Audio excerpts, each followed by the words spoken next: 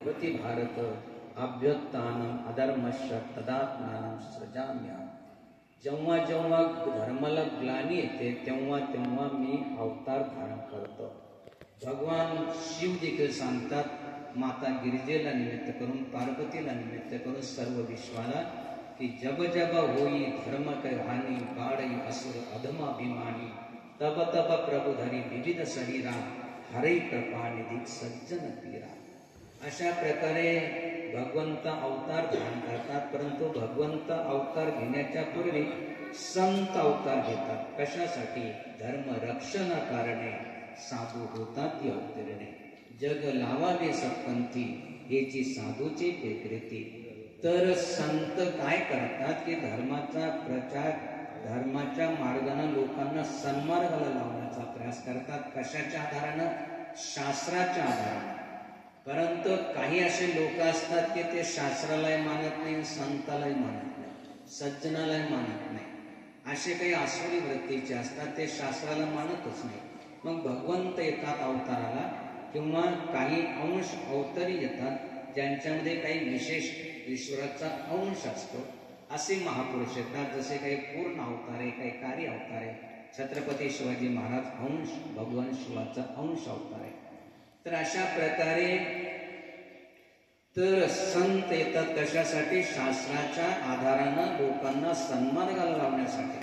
परंतु काही मानतच नाही. तर त्याच्यामुळं भगवंत येतात, ते जास्त शास्त्र समजवत नाही. मग ते काय करतात? शास्त्र आपण शब्द कसा लिहितो माहिती आहे, त्याच्यातलं एक मात्रा काढून घेतली की खाली राहतं शस्त्र. मग शास्त्रानं जे आहे तर ते मानावंच लागतात. म्हणून संत जगाला सन्मार्गाला लावण्याचा प्रयास करतात, धर्माचं रक्षण करतात. जसं धारिती ते धर्म किंवा सोप्या साध्या शब्दामध्ये सांगायचं तर दया धर्म का मूल है. तर खरा तो एकची धर्म जगाशी अर्पावे प्रेम. या न्यायानं संत करत असतात. पण आता सांगितलं की काही दुर्जन ते ऐकतच नाही. मग त्याच्यासाठी त्यांना आदेश द्यावा लागतो. तिथं उपदेशाचा काही परिणाम चालत नाही त्यांच्यावरती. म्हणून दोन्ही आवश्यक आहे. उपदेशही आवश्यक आहे आणि आदेशही आवश्यक आहे. ज्यांच्या त्यांच्या मर्यादा ठरलेल्या आहेत. संत कधी आदेश देत नाही, संत उपदेश करतात. आणि संतांचा उपदेश नाही ऐकला की मग आदेश देतात. जसं आम्ही नेहमी उपदेश करतो, दादा आम्हाला आदेश देण्याचा अधिकार नाही, तो अधिकार दादा नाही. दादांनी अधिकार समजा त्यांनी आदेश दिला की मग त्या ठिकाणी त्यांना मानवच लागतं. तर अशा प्रकारे आदेश पारित करून समाजाला चांगल्या मार्गात दिशा दाखवण्याचं कार्य या ठिकाणी करत राहतात. म्हणून या ठिकाणी आपल्या महाराष्ट्र राज्याचे विरोधी पक्षनेता अशा प्रकारे अंबादासजी दानवे, त्यांच्या नावातच अंबादास म्हणजे देवीची दास, मातेची दास. यत्र नार्यस्तु पूज्यते तत्र रमते देवता.